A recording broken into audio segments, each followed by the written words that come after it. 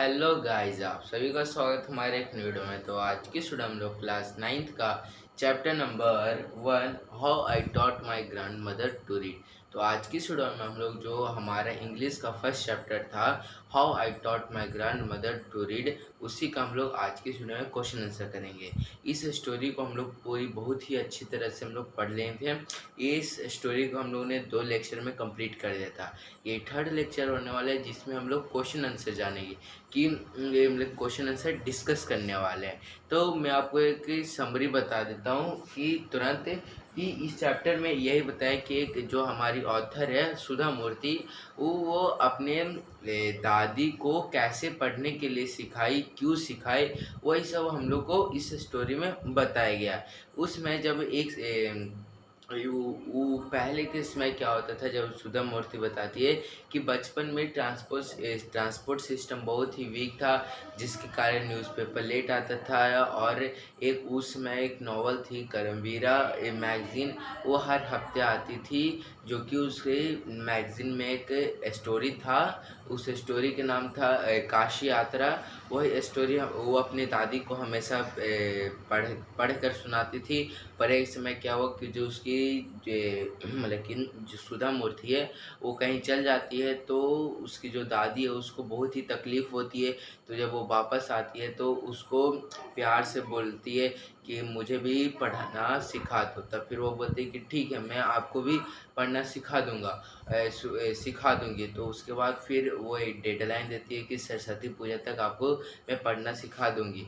जिसके कारण फिर जब वो सीख जाती है तो ये जो हमारी ऑथर है सुधा मूर्ति, ये और जो दादी है, वो दादी क्या करती है कि उसके चरण छूती है और आशीर्वाद लेती है, उसको गिफ्ट देती है। फिर उसी से रिलेटेड ऑथर भी उसको क्या गिफ्ट देता है। तो ये था समरी। अगर आपको डिटेल में जानना है तो आप पिछले लेक्चर का वीडियो आप देख सकते हो।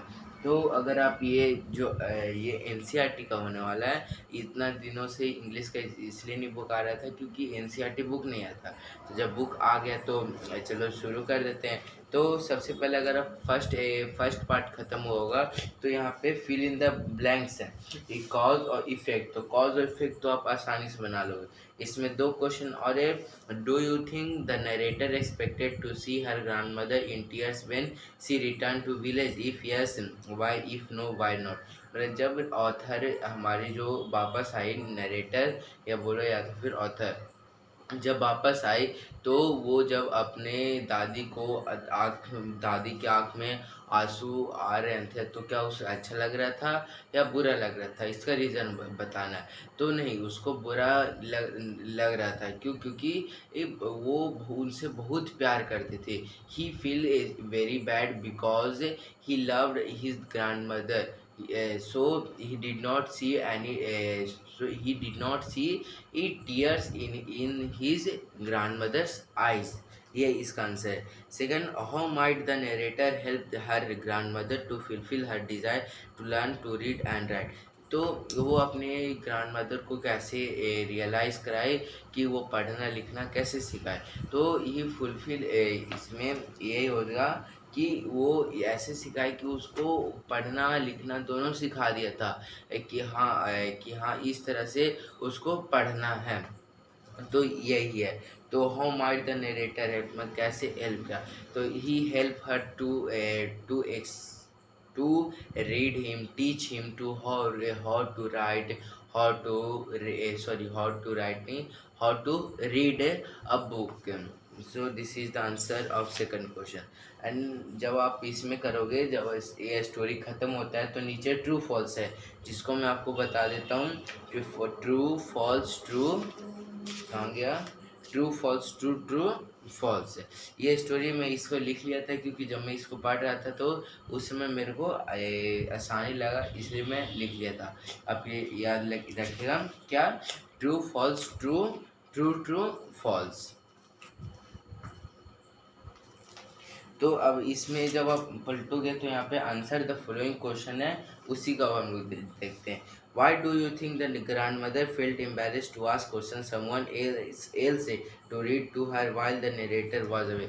मतलब कि वो एम्बेरेंस क्यों, मतलब कि वो घुटन सी क्यों महसूस करी थी जब वो क्योंकि दूसरों से पूछने पढ़ाने के लिए गई थी, पर वो पढ़ा नहीं, मतलब क्या मैं बोल रहा हूँ, मतलब कि जब उसकी जो ऑथर है वो जब नहीं थी तो उसको एम्बैरेंस फील क्यों हुआ कि वो ये भी तो कर सकते हैं कि वो गांव के लोगों से जाकर पूछ सकती है। तो इसका सही आंसर है he feel embarrassment because he think that she is dependent on each other, see, because if he had so many lot of money, but he was a dependent और on other, so he feel embarrass, मतलब वो independent नहीं महसूस किए, dependent महसूस किए कि हाँ मैं किसी के ऊपर निर्भर हूँ, मेरे पास इतना पैसे आए तो क्या क्या फ़ायदा है।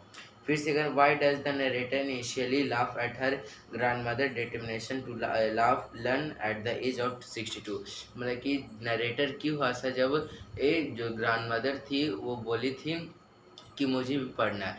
तो the narrator laugh because she says that she says to his grandmother that he have spectacles, his hair is brown, he has wrinkle in his hand hand. तो यही आंसर, मतलब कि वो बताती है उसके हाथ में चश्मा लगाए, पूरा बाल ब्राउन हो गया है, यही सब। फिर सेकंड है, थर्ड है, what significance does the story of Kashi Yatra have in both mothers life and the story, में कि कॉमन क्या था। तो the significance is both wanted to go to Kashi Yatra. Fourth, what does the grand mother desire to learn the Kannada alphabet reflect about her. हाँ, because मतलब कि क्या जब वो सीख रही थी तो क्या उसको रिफ्लेक्ट किया। Yes, he if he learned Kannada language, so he was independent and read all the books of Kannada language, मतलब वो सब बुक पढ़ लेती थी। फिर what lessons can be inferred from the grandmother action of touching the narrator feet, मतलब कि जब ग्रैंड मदर नरेटर का पैर छू रही थी तो उसको क्या फील हुआ। तो ही feels the narrator feels that the only मतलब कि जो बड़ा आदमी है वो छोटे आदमी का पैर नहीं छू सकते, यही वो फील की कि how you can touch my feets you was younger elders than me. तो यही है।